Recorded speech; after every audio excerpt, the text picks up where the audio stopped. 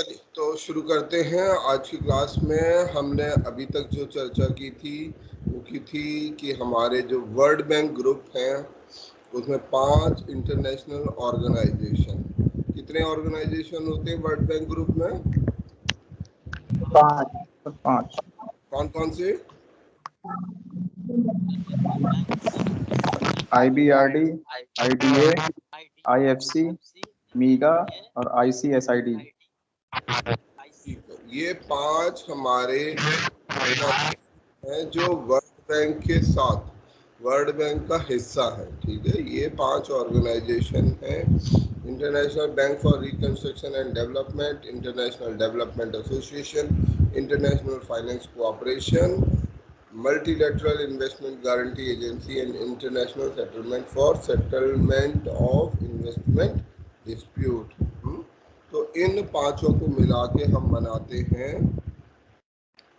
World bank. ये सब हमने पढ़ लिया था, कौन सा किस वर्ष में बनाया गया, उसके बेसिक फंक्शन क्या है।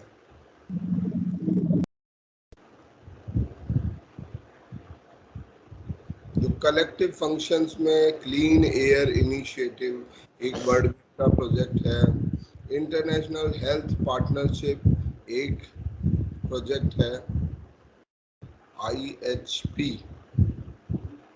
ये इसका एक प्रोजेक्ट है। इसके अलावा ये कई महत्वपूर्ण रिपोर्ट्स जनरेट करता है, इनके नाम आपको लिख लेने चाहिए। क्या क्या रिपोर्ट बनाता है ये? Doing business report, ease of doing business report, global economic prospects, global financial development report. ये सवाल बहुत बार आता रहा है, कौन सी रिपोर्ट कौन जनरेट करता है। इंटरनेशनल डेट स्टैटिस्टिक्स कि किसने उधार कितना लिया है, दुनिया में कितनी उधारी चल रही है। World development report, world development indicators, powered and shared prosperity. तो ये कुछ रिपोर्ट्स हैं जो वर्ल्ड बैंक ग्रुप पब्लिश करता है।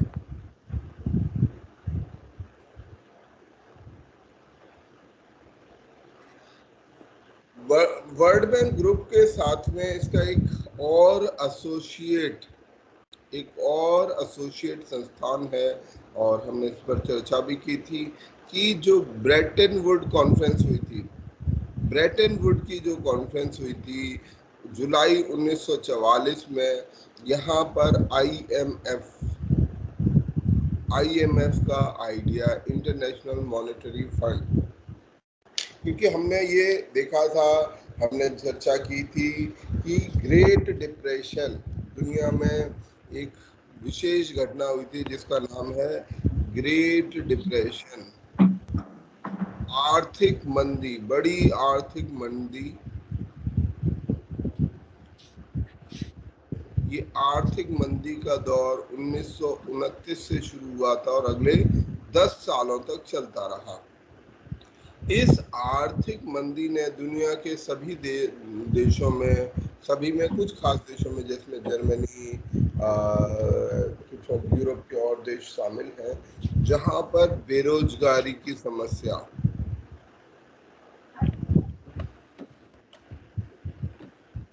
आर्थिक बदहाली की समस्या, ये सब शुरू हुई। और इन समस्याओं के कारण, क्योंकि आर्थिक मंदी जबरदस्त तरीके से बढ़ रही थी, तो वहां पर जो करेंसी थी, क्योंकि वो देश अपनी, जो हम इकोनॉमी में पढ़ेंगे कि कैसे कोई देश अपनी जो पेमेंट्स होती हैं, बैलेंस ऑफ पेमेंट होती है, BOP, जिनको थोड़ा सा आइडिया हो, BOP बैलेंस ऑफ पेमेंट, वो पूरा कर सकता है बैलेंस ऑफ पेमेंट से।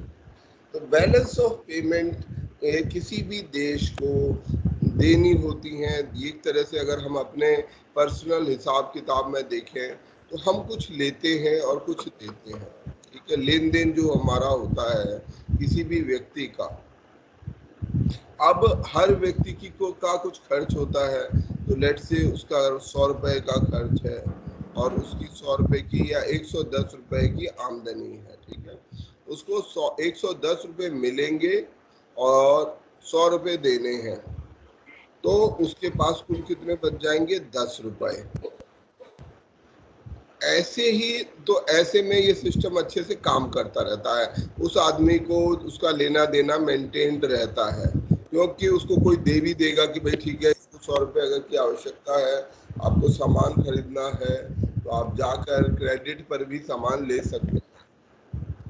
परंतु यदि आर्थिक बदहाली शुरू हो जाती है, किसी की नौकरी छूट गई या कुछ हो गया, तो उसको ये जो 110 रुपए मिलने वाले थे वो अब उसको नहीं मिलेंगे, या लेट से उसको 20 ही रुपए मिल पाए, वो इधर उधर छोटा मोटा काम कर पाया, पर उसकी देनदारी अभी भी 100 रुपए की है। तो ऐसे में क्या होता है?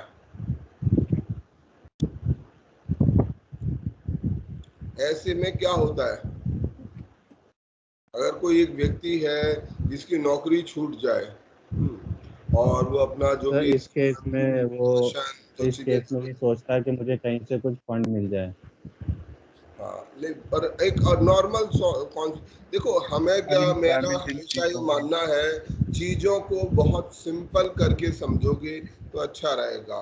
बीओपी में आपको बता दूं, बीओपी एक कॉन्सेप्ट है, अगर ऐसे मैं आपको किताबी तरीके से बता दूं शायद आपको समझने में ना आए, ठीक है, बहुत एक हाइपर टेक्निकल इकोनॉमिक टर्म है, और अगर बीओपी को सिंपल सरल भाषा में, आम आदमी की भाषा में, आम समझ से समझा जाए तो वो क्या होगा?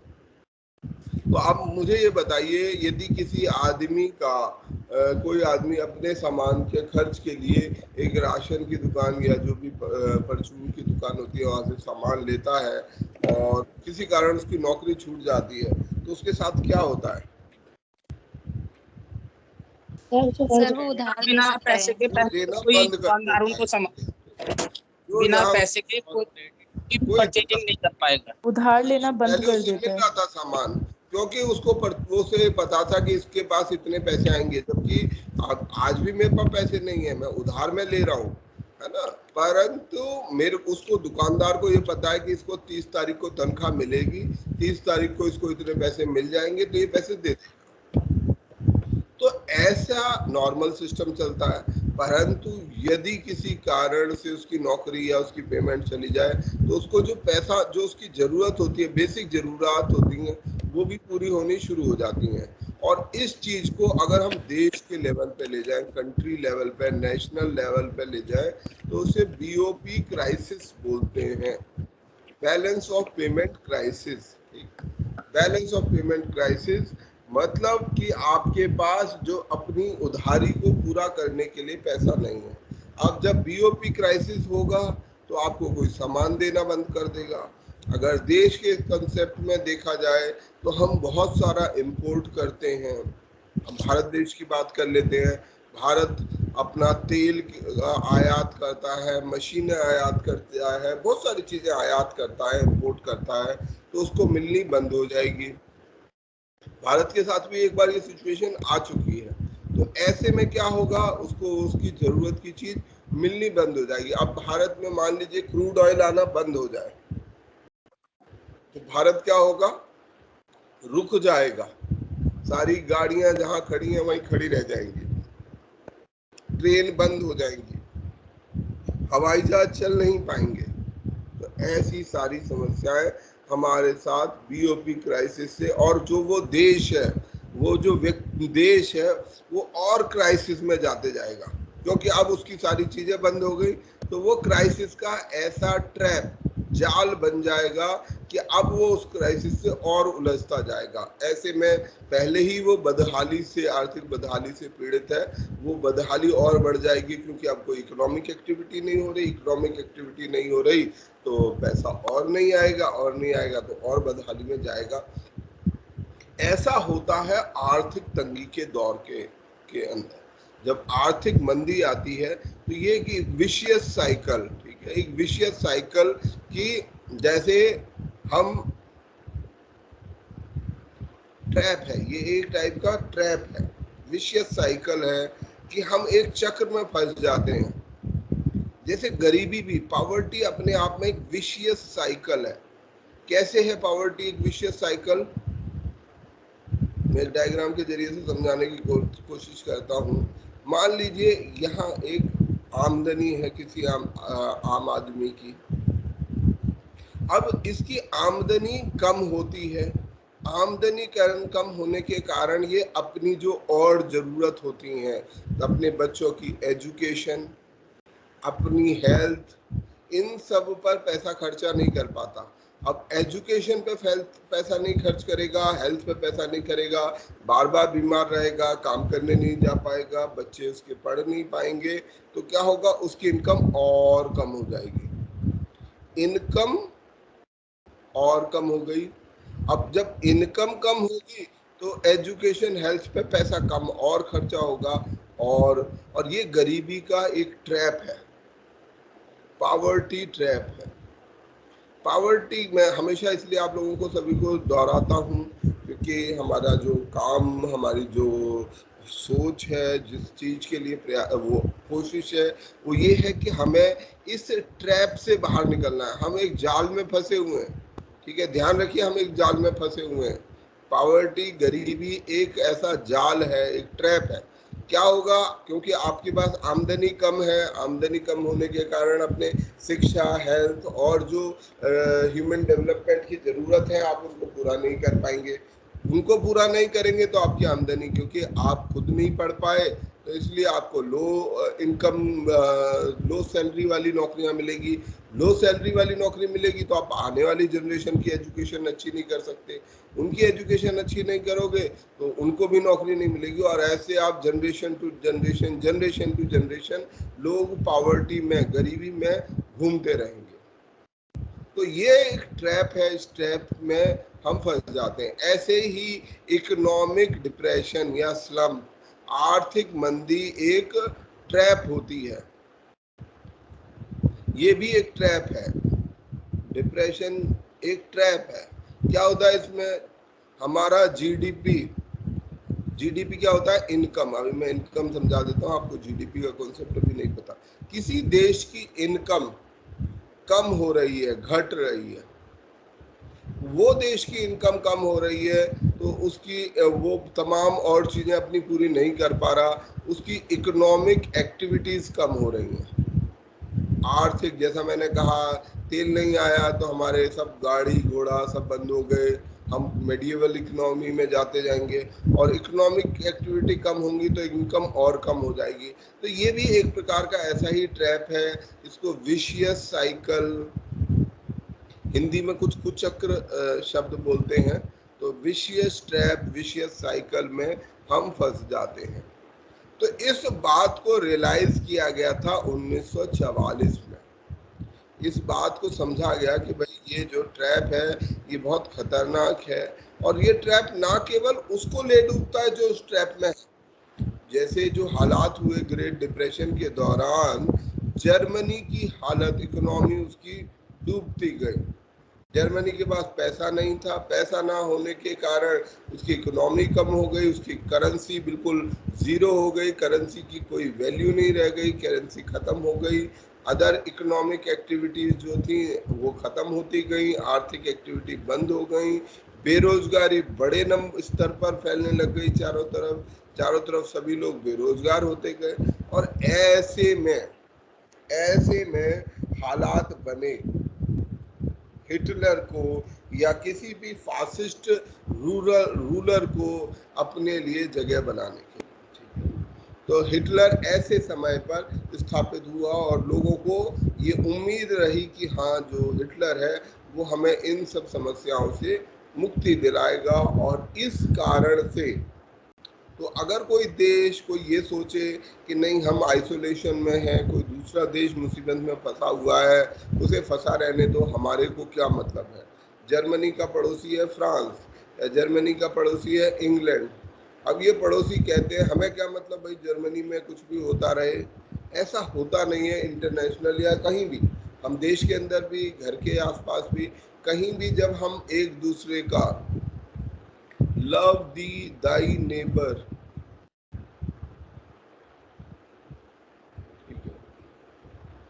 ये बाइबल का एक बहुत महत्वपूर्ण शब्द है, लाइन है, ठीक है। उसमें ये लिखा गया है कि हमें अपने पड़ोसी को प्यार करना चाहिए। अगर वो मुसीबत में है तो उसे बाहर निकालना चाहिए। आप पड़ोसी मतलब है जो आपके आसपास के लोग हैं, सब आप उन्हें आइसोलेशन में नहीं छोड़ दो। और जब आप आइसोलेशन में उनको छोड़ देते हो, उनके हालात पे छोड़ देते हो, भाई जो करना करो, तो उससे क्या पैदा होता है? उससे मुसीबतें पैदा होती हैं। कैसी मुसीबतें? जब जर्मनी की हालात खराब हुई तो जर्मनी में हिटलर का शासन आया, और हिटलर का शासन आया तो 1939 आते आते उसने दूसरा विश्व युद्ध शुरू कर दिया, और इस दूसरे विश्व युद्ध से कोई नहीं बच पाया। ये बहुत महत्वपूर्ण कारण है कि क्यों हमें एक दूसरे देश को, एक दूसरे व्यक्ति को, एक दूसरे का ख्याल रखना चाहिए। अगर हम ख्याल नहीं रखेंगे तो इंटरनेशनल पॉलिटिक्स हो, चाहे सामाजिक पॉलिटिक्स हो, कुछ भी हो, हम जो है सरवाइव नहीं कर पाएंगे और मुसीबतें बढ़ती ही जाएंगी। इसी बात को समझते हुए IBRD बनाया गया था, हमने ये चर्चा की थी, और साथ साथ IMF बनाया गया, इंटरनेशनल मॉनेटरी फंड। इसका विचार कि भाई ऐसा एक वो बनना चाहिए IMF, जो क्या करेगा, जो किसी की शॉर्ट टर्म क्रेडिट रिक्वायरमेंट को पूरा करेगा।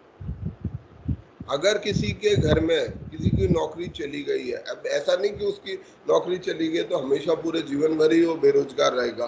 भाई 1 महीना बेरोजगार रहेगा, 2 महीना बेरोजगार रहेगा, 3 महीने, कहीं ना कहीं अगर वो कोशिश करेगा तो नौकरी ढूंढ लेगा। और अगर वो उसे नौकरी हो जाएगी तो उसको जो ये क्रेडिट पे पैसा दिया गया है वो वापस कर देगा। तो इसी विचार के साथ कि शॉर्ट टर्म जरूरत को पूरा करने के लिए, ताकि कोई देश वापस दोबारा से इस तरीके के आर्थिक बदहाली में ना जाए, क्या बनाया गया?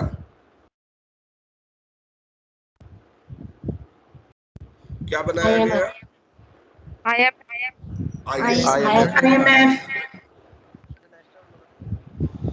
इसके साथ ही एक इकोनॉमिक कोऑपरेशन का, ठीक है। अब ये देखिए, रेपिटेशन ऑफ कॉम्पिटिटिव डिवैल्यूएशन है ना, जो एक्चुअली में जर्मनी में मूलतः हुआ था करेंसी का डिवैल्यूएशन। करेंसी की कीमत बिल्कुल खत्म हो गई इस आर्थिक मंदी के कारण, करेंसी जीरो हो गई, और उसने बहुत सीरियस क्राइसिस वहां पे पैदा कर दिए। तो इस चीज को अवॉइड करने के लिए, इससे बचने के लिए कि दोबारा ऐसे हालात ना पैदा हों, हमने शॉर्ट टर्म क्रेडिट के लिए ये सोचा कि भाई एक ऐसा संस्थान बना देते हैं कि जब कभी जरूरत होगी वहां से किसी देश को पैसा मिल जाएगा। ठीक है। भारत के अंदर भी, भारत के साथ भी ऐसी एक दिक्कत हुई थी। कब हुई थी? 1990 में। 1990 में 1990 में हमारे आर्थिक हालात इतने कमजोर हो गए थे एक समय पर कि हमारे पास जो फॉरेन एक्सचेंज रिजर्व था, विदेशी मुद्रा का जो भंडार था, वो केवल इतना भर रह गया था कि हम एक हफ्ते का, 7 दिन का खर्च चला सके। अगर 7 दिन और हमारे पास ये विदेशी मुद्रा ना आती तो क्या हो जाता? हमारे लिए सबसे इम्पोर्टेंट है पेट्रोल का इंपोर्ट। हम बाकी इंपोर्ट को तो सेकेंडरी कर सकते हैं, परंतु हमारा जो बजट है उसका करीब 1/3 हिस्सा, 1/3 ऑफ द इंपोर्ट किसके लिए होता है? तेल के लिए। अब तेल हमारे पास नहीं रहेगा, जैसा मैंने अभी थोड़ी देर पहले चर्चा की थी, उसके गंभीर परिणाम हो सकते हैं। तो ऐसे में फिर हमें तुरंत कुछ अपना गोल्ड गिरवी रखकर, सोने को गिरवी रखा गया और इस IMF से लोन लिया गया। और इसी एपिसोड का बाद में कॉन्सिक्वेंस है कि हमारे देश में सन 1991 में ये पॉलिसी आई, LPG। LPG की पॉलिसी हमारे देश में इंट्रोड्यूस की गई मनमोहन सिंह और नरसिम्हा राव द्वारा। अब ये LPG की पॉलिसी क्या है? Liberalisation, privatisation and globalisation. हमारे देश में तो नीति बदलने का एक बहुत महत्वपूर्ण कारण है BOP क्राइसिस। अगर ये BOP क्राइसिस ना होता तो शायद हमारी व्यवस्था अलग हो सकती थी। तो ये वर्ल्ड बैंक और IMF जो है ये इसके लिए माहौल तैयार करता है। इसके अंदर हम ये सुनेंगे SDR, ठीक है, ये एक इंटरनेशनल असेट है और SDR को हम पढ़ेंगे समझेंगे जब हम इकोनॉमी की क्लास डिस्कस करेंगे कि SDR क्या होता है, कैसे काम करता स्टैंडर्ड है। ड्राइंग जो राइट्स। जो ये SDRs हैं, ड्राइंग राइट्स हैं, ये SDR और जो IMF का फंड है, IMF के अंदर जो वोट होता है, IMF में वोट ऐसे नहीं है जैसे हम जनरल असेंबली में बात कर रहे हैं। IMF में हमने ऊपर पढ़ा था 190 के आसपास देश हैं, पर ये 190 देश बराबर के भागीदार नहीं है, बल्कि यहाँ एक कोटा सिस्टम होता है। कोटा सिस्टम होता है कि हर देश का अपना कोटा है और ये डिपेंड करता है उसके अपने इन्वेस्टमेंट के द्वारा, ठीक है, कि उसका कितना पैसा वहाँ पर लगा हुआ है। USA का सबसे बड़ा कोटा है आज के समय में IMF। तो बेसिकली ये कंपनी की तरह काम करता है। अगर आप लोग कंपनी के कॉन्सेप्ट को समझते होंगे कि कंपनी के कॉन्सेप्ट में जो वोटिंग राइट्स होते हैं वो डिपेंड करते हैं किसने कितना पैसा उसमें लगाया हुआ है, ना कि उसमें कितने सदस्य हैं, ठीक है। तो ये हमारा कोटा सिस्टम है और ये जो कोटा होता है इसी के द्वारा ये इसको फाइनेंस, बेसिकली बैंक है, इसको पैसा आगे देना है तो उसके लिए इसके पास पैसा आना चाहिए, किसी सोर्स से पैसा आना चाहिए। तो ये इसके लिए अपने कोटा सिस्टम के द्वारा ये पैसा अर्जित करता है। ये नोट्स के बारे में मैं एक दो बात कह देता हूँ।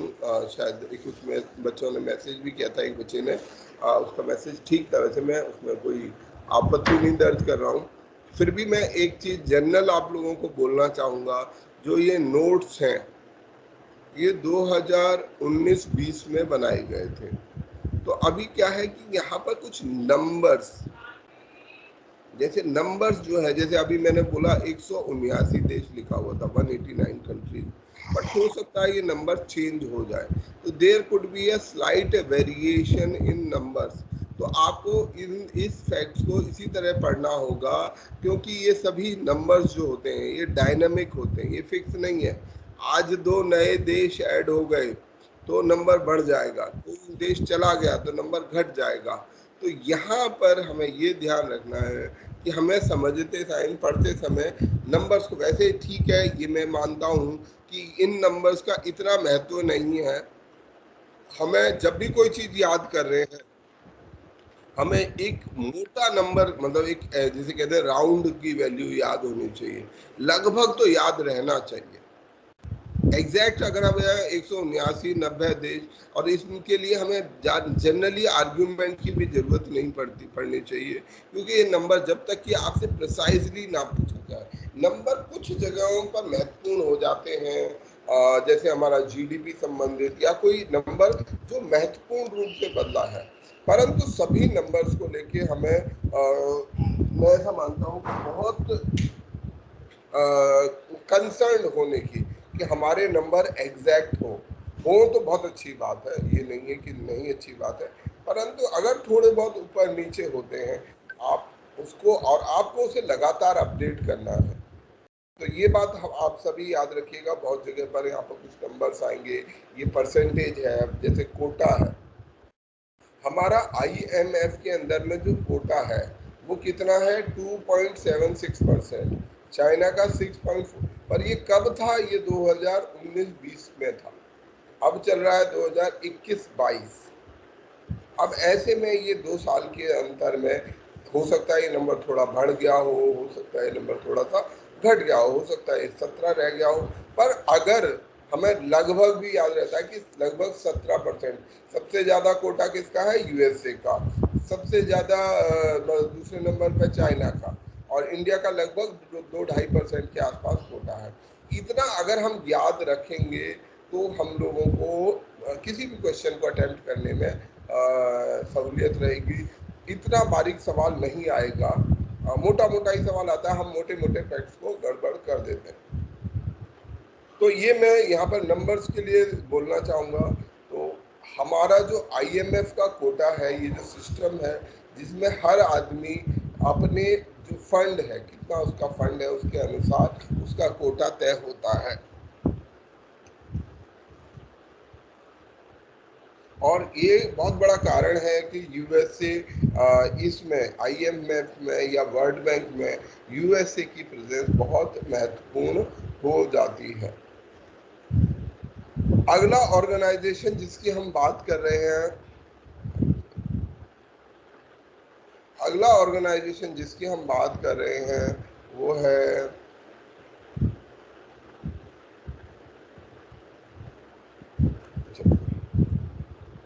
आईएलओ। आईएलओ की अभी हम बात कर रहे हैं कि आईएलओ क्या है। International Labour Organisation. International Labour Organisation एक ऐसा संस्थान है, ये कुछ ऐसे संस्थानों में से है जो पहले विश्व युद्ध के बाद से लेकर अभी तक बरकरार है। तो 1919 में वर्साई की जो पीस ट्रीटी हुई थी वर्ल्ड वॉर वन के बाद, तो बेशक ये आईएलओ आज यूनाइटेड नेशन का हिस्सा है, परंतु ये यूनाइटेड नेशन से भी पुराना है। जब यूनाइटेड नेशन नहीं आया था, ये बेशक उसका एक हिस्सा है, पर ऐसा हिस्सा है जो उसके होने से पहले से बना हुआ है। तो ये एक ऐसा ऑर्गेनाइजेशन है और जो लेबर के हित, श्रमिकों के हित, उसके लिए काम करता है इंटरनेशनल लेबर ऑर्गेनाइजेशन। इसको एक विशेष कॉन्टेक्स्ट में आप सबको देखना पड़ेगा। किस कॉन्टेक्स्ट में देखना पड़ेगा? कि ये वो समय था, मैंने पिछले भी बार आपको बताया था कि 1917 में जब अक्टूबर की क्रांति हुई, अक्टूबर रेवोल्यूशन हुआ, अक्टूबर क्रांति जब हुई, कहाँ हुई अक्टूबर क्रांति? कौन से देश में हुई थी अक्टूबर क्रांति? यूएसएसआर। यूएसएसआर रशिया में हुई, और रशिया में इसके द्वारा यूएसएसआर बनाया गया। लेनिन जो था लीडर, उसने इस मूवमेंट को लीड किया।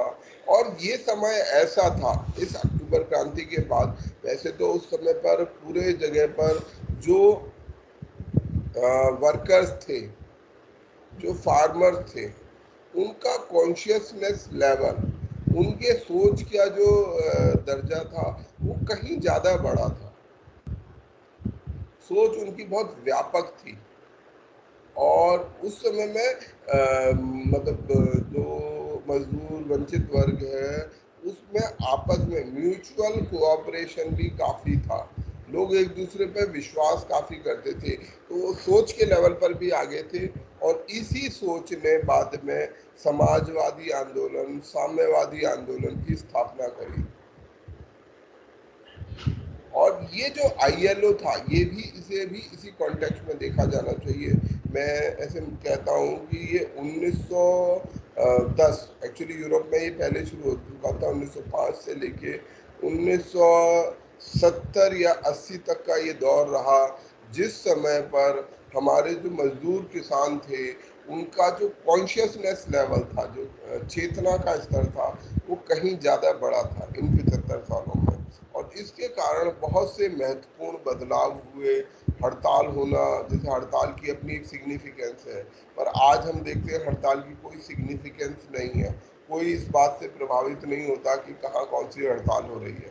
पर एक समय था जब हड़ताल होने एक बड़ी बात होती थी और लोग सीरियसली उसको देखते थे, उसको लेके सीरियस रहते थे कि हड़ताल नहीं होनी चाहिए, जो मजदूरों के इश्यूज हैं उनको एड्रेस किया जाना चाहिए। और इसी कारण से, और मतलब इतना ज़्यादा ये प्रभावी आंदोलन था समाजवादी आंदोलन, कि उसने पूरी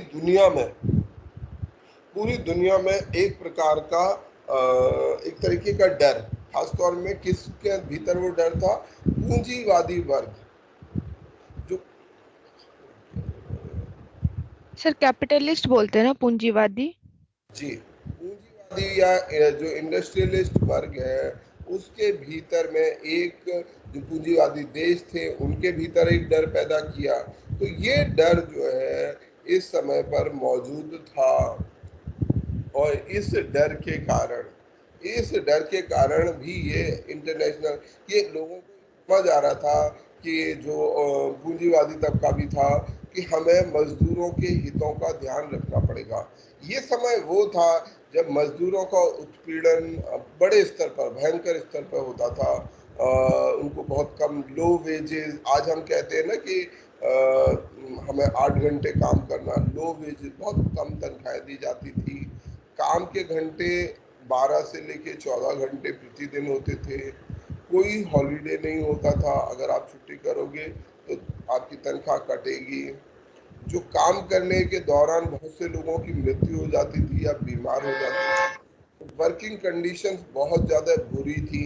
ऐसी स्थिति थी किसके कारण, जो औद्योगिकरण, इंडस्ट्रियलाइजेशन हो रहा था, फैक्ट्रियां बन रही थी, और उन फैक्ट्रियों में मालिक जो थे वो ज़्यादा से ज़्यादा, जो देश थे वो ज़्यादा से ज़्यादा प्रॉफिट करना चाहते थे। इसके कारण जो मजदूर वर्ग था, किसान वर्ग था, उसका शोषण भयंकर था, और इस शोषण के खिलाफ वो लोग एकजुट हुए, इकट्ठा हुए, और उसके खिलाफ उन्होंने ये सोचना शुरू किया कि कैसे हम इससे मुक्ति पा सकते हैं।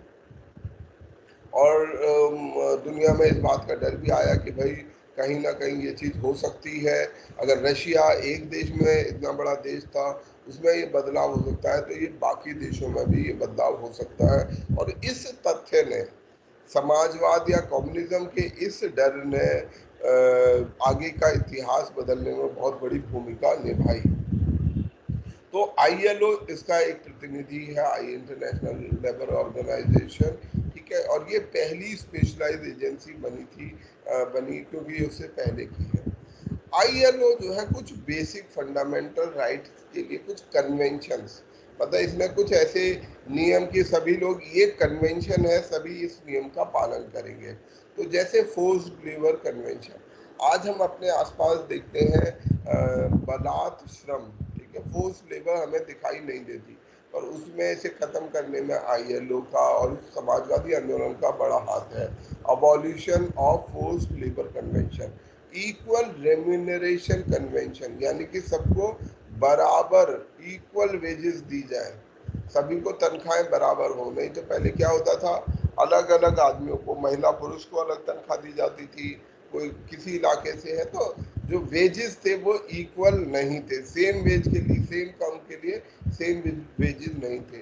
डिस्क्रिमिनेशन था, भेदभाव था बड़े स्तर पर। तो उसको लड़ने के लिए इस ILO ने कुछ कन्वेंशंस अडॉप्ट किए।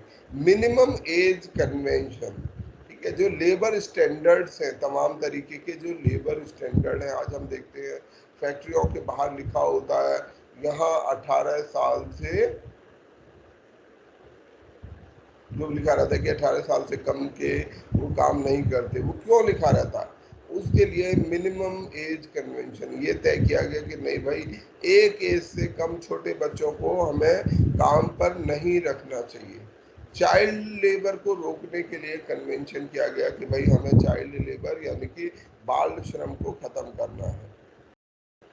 Freedom of association and protection of International Labour Organisation, आपको अगर पता हो आर्टिकल 19, किसी ने पढ़ा है आर्टिकल 19?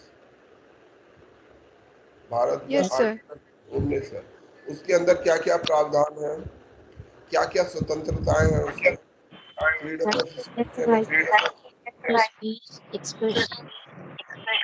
उसमें एक फ्रीडम है, फ्रीडम ऑफ एसोसिएशन, संगठन बनाने की आजादी, ठीक है, मिलकर अपनी मांगे रखने की आजादी। तो ये फ्रीडम ऑफ एसोसिएशन का कॉन्सेप्ट कहाँ से आया?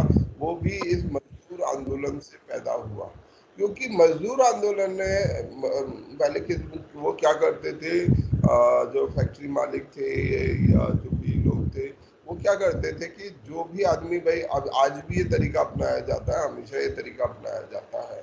अगर मान लीजिए हमारे पास एक कारखाना है, उसमें 100 लोग काम करते हैं, 100 लोग काम करते हैं। अब 100 में से 100 एक साथ तो एसोसिएशन नहीं बनाते। क्या होता है, इनमें से 20 लोग थोड़े से विद्रोही टाइप के हैं, रेबल टाइप के हैं, या 10 लोग कुछ रेबल टाइप के हैं, ये अपनी बात है। 90 आदमी चुपचाप अपना काम करते रहते हैं, जैसे उनको बोला जाता है वो मान लेते हैं कि ये नियति है, ऐसा तो होता चला आ रहा है, कोई बात नहीं। 90 लोग जो है ये मान लेते हैं, पर 10 लोग ऐसे होते हैं जो विद्रोही प्रवृत्ति के होते हैं। वो कहते हैं कि नहीं नहीं, ये नहीं चल पाएगा। तो वो कुछ आपस में इकट्ठा होने लगते हैं कि चलो हम लोग, अब अकेला कोई एक आदमी जाएगा मालिक से बात करने, तो क्या होगा, 100 में से एक, मालिक उसको मार के भगा देगा, कहेगा तू बहुत नेता बन रहा है। तो ऐसे में वो 10 लोग इकट्ठे होते हैं, फिर 10 के 10 चलते हैं, हम लोग एक साथ चलते हैं मालिक से बात करने। अब जब 10 लोग आएंगे तो मालिक थोड़ा सा डरेगा, पर क्या करेगा, वो हो सकता है वो कहेगा ठीक है अभी मेरे पास 90 हैं, तो 10 पर वो कार्रवाई करने पर वो 10 पर कुछ एक्शन कर सकता है, उन्हें नौकरी से बाहर निकाल सकता है, उन्हें पिटवा सकता है, कुछ भी कर सकता है। तो ऐसे में, और या कुछ लोग जैसे अभी भी हम आम भाषा में कहते हैं कि भाई वो तुम बड़े नेता बन रहे हो, यूनियन बना रहे हो, ऐसी हम बातें आमतौर में मजाक में भी कभी कभी ऐसी बातें बोलते हैं। तो वो उसको बनाने का अधिकार, कि आप यूनियन बना सकते हो, आप एसोसिएशन बना सकते हो। यदि आपको लगता है कोई सामूहिक हित के लिए हमें एसोसिएशन बनाने की जरूरत है, तो आप मिलकर एक सामूहिक यूनियन बना सकते हो और कोई आपको रोक नहीं सकता। पहले ये कानून जब नहीं था, ये फ्रीडम नहीं थी, क्योंकि ये यहाँ कानून आपको एसोसिएशन बनाने का या यूनियन बनाने का अधिकार नहीं था। तो इस समाजवादी आंदोलन से हमें क्या मिला, ये फ्रीडम ऑफ एसोसिएशन, क्या हम एसोसिएशन फॉर्म कर सकते हैं।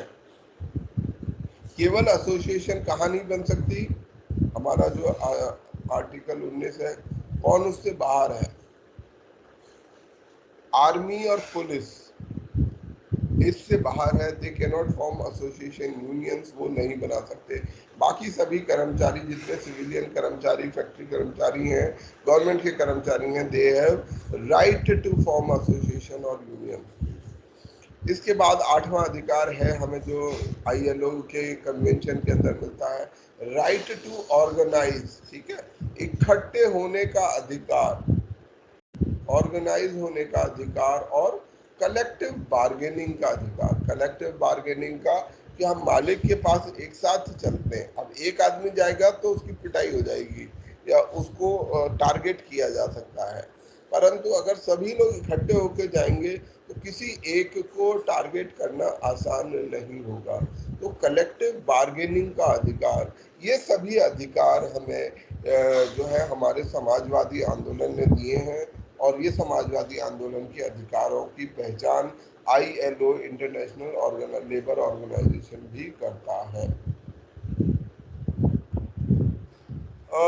इसके अलावा इसके कुछ कुछ अलग से कॉन्फ्रेंसेस हैं, जैसे ये declaration on fundamental principles and rights at work, कि हमारे जो काम पर, अब जब हम नौकरी करते हैं तो हमारे क्या अधिकार होंगे, क्या अधिकार होंगे और क्या प्रिंसिपल फॉलो किए जाएंगे।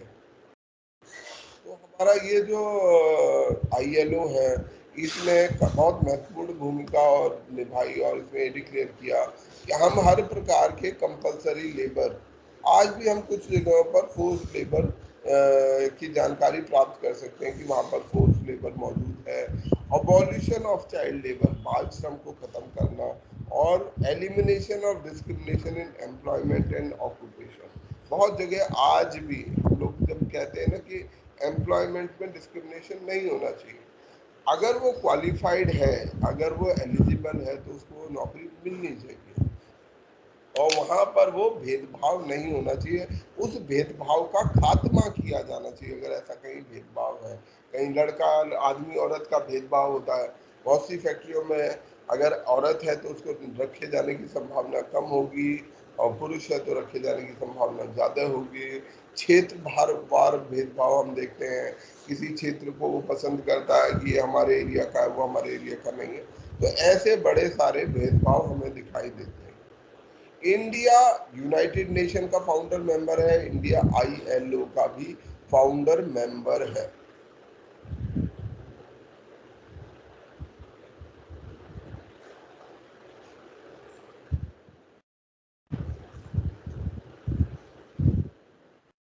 हमारे ILO का महत्व हो गया। ये ILO की रिकमेंडेशन है, इनको छोड़ दें। अब आते हैं अगला ऑर्गेनाइजेशन जो है FAO, Food and Agriculture Organisation. हमारे ILO का महत्व क्या है, कोई बताएगा? अगर हम पीस के संबंध में ILO की बात करें तो पीस और ILO का क्या संबंध है? शांति का और समाजवादी आंदोलन या इंटरनेशनल लेबर ऑर्गेनाइजेशन का क्या संबंध है,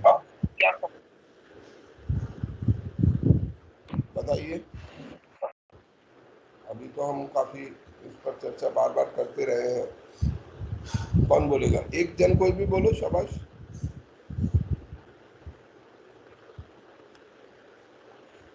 पूनम, कोई भी लड़की बोलेगी इस टॉपिक पर? Girl student? सर हाँ बोलिए। चंद्रा आप रहने दीजिए। सर ILO हाँ, औरों को बोलने देते हैं। सृष्टि आप बोलिए। देखिए मेरी क्लास में बोलना सीखिए, जब मैं आपसे पूछूंगा आपको जवाब देना होगा। गलत दीजिए, मुझे कोई दिक्कत नहीं है, आप बहुत अच्छी बात है। अगर आप गलत जवाब देंगे I will be more than happy, कोई दिक्कत नहीं है, बस दीजिए जरूर, ये डर के मत बैठिए। सृष्टि आप जवाब देंगी इस सवाल का? उम्मीद है आप लोग सुन रहे हैं मेरी बात को। हाँ जी बोलिए। कोई लड़की नहीं बोलना चाहती है? भाई एक बात मुझे बताओ आपसे। सर इंटरनेशनल इंटरनेशनल रिलेशंस में मे नाम बी बताएंगे अपना, नाम भी बता दीजिएगा। स्वाति। मेरा नाम सैफुल है शाबाश, सर। डेवलपमेंट बोले। देखो इसमें इतना टाइम मत लगाओ, सीखो, कोऑर्डिनेट करना हम लोग आपस में एक दूसरे के साथ सीखते हैं। तो मुझे ये बताओ कि ये जो है ये क्या है, लेबर ऑर्गेनाइजेशन का जो महत्व है वो हमारे लिए क्या है, क्यों होनी चाहिए, और यूनाइटेड नेशन का जो बेसिक गोल है पीस। सर मैं बताऊं? मैं किसी विमेन से पूछना चाह रहा हूँ। देखो आप सभी लोग बोलना सीखो, सभी से कहूंगा बोलने की आदत डालो। कुछ लोग बोलने की ऐसी आदत रखते हैं और बाकी लोग चुप रखने की आदत रखते हैं, ये आपके लिए काम नहीं करेगी। और जो स्टूडेंट नहीं बोल रहे हैं काइंडली ध्यान रखें, ये मैं मैसेज आपकी फैमिली तक भी पहुंचाऊंगा, ठीक है? आपको क्लास में पार्टिसिपेट करना है, यहाँ डम होकर नहीं बैठना है। मुझे ऐसे लोगों की भीड़ इकट्ठी नहीं करनी है जो केवल आए कान में मूवी की तरह सर लगा। मैं बताऊं? ILO में बोलिए। हेलो हाँ हाँ बोलिए। हेलो शाबाश। सर मेरा नाम पूजा सेठ है। हेलो शाबाश, बताइए पूजा। सर, इसमें जैसे ILO है, जैसे हमने महिलाओं के लिए देखा था कि काफी उनके वर्किंग आवर्स जो होते थे वो फिक्स नहीं मेरा होते थे। सवाल पूजा दोबारा सुन लो। मेरा सवाल ये हाँ है जी कि ILO का इंटरनेशनल लेबर ऑर्गेनाइजेशन का पीस के साथ, शांति के साथ क्या संबंध है? क्या लेबर ऑर्गेनाइजेशन ये सब करने से, आपने कहा फोर्स लेबर नहीं होने चाहिए, बाल हाँ श्रम जी हाँ नहीं जी होना चाहिए, क्या संबंध है इसका पीस के साथ? शांति सर, कैसे? पीस के साथ संबंध सर है क्योंकि सोशल और इकोनॉमिक सर क्योंकि सर जो जैसे कि हम जानते हैं कि ILO जो है कि वो यूनाइटेड नेशन ऑर्गेनाइजेशन का एक ऑर्गन है और उसका सबसे पहले यही होता है, पीस एंड सिक्योरिटी ही उसका एक उद्देश्य है सबसे पहला। तो नहीं वो तो ठीक है। ILO भी उस हिसाब से काम अगर ILO भी उस मुझे हिसाब से काम करता है, जैसे हड़ताल ना हो, हड़ताल जो लेबर्स के जो हक हैं उनको दिलाए जाएं पीस के साथ, नहीं, अब मुझे ये बताओ, ठीक है तुम सही शांतिपूर्वक राइट है। बाकी सब लोग अपने को हड़ताल हो म्यूट कर लेंगे, उसमें। बाकी सब अपने को म्यूट कर लेंगे, केवल पूजा बोलेंगी, ठीक है? बाकी सब हाँ म्यूट जी रखेंगे। पूजा आप हाँ मुझे जी ये बताने की कोशिश करिए कि भाई हम एक तरफ बोल रहे हैं शांति हाँ और जी दूसरी तरफ बोल रहे हैं कि इक्वल वेजेस, हाँ है ना? जी अब विश्व में शांति इक्वल वेजेस से कैसे आ जाएगी? वैश्विक शांति, बिल्कुल यूनाइटेड नेशन का काम वैश्विक शांति है, और दूसरी तरफ हम कह रहे हैं कि भाई सबको इक्वल वेजेस दो। अब ये तो पर्सनल इशू नहीं हुआ, सर इक्वल वेजेस तो सर एक हम अपॉर्चुनिटीज हम उसकी क्वालिटी को देखकर भी देंगे ना कि उसके अंदर एलिजिबिलिटी क्या है, उसके अकॉर्डिंग वेजेस मिलने चाहिए। हम ये क्यों कह रहे हैं कि इक्वल वेजेस दो? अगर आप इक्वल वेजेस नहीं दोगे तो शांति नहीं रहेगी। कैसे नहीं रहेगी भाई? ठीक है, मेरी मर्जी भाई, अगर मेरी पसंद है, तनख्वाह मैंने देनी है, मैं किसी को चाहे 100 रुपए दूं चाहे 50 दूं, करने वाला खुश और करवाने वाला खुश। बीच में ये ILO कहाँ से आ गया? ILO हमें क्या बोल रहा है? ILO, लेट्स से आप एक फैक्ट्री मालिक है, आप अपने लिए समझ, आपके पास 100 मजदूर हैं, आपने 100 मजदूरों में 10 मजदूर आपको पसंद है, किसी भी कारण से वो छोड़ देते हैं, ठीक है, आपके गांव के हैं, नातेदार हैं, कुछ भी हैं, ठीक है, और आपने उनकी तनख्वाह तो रख दी है लेट से 15,000,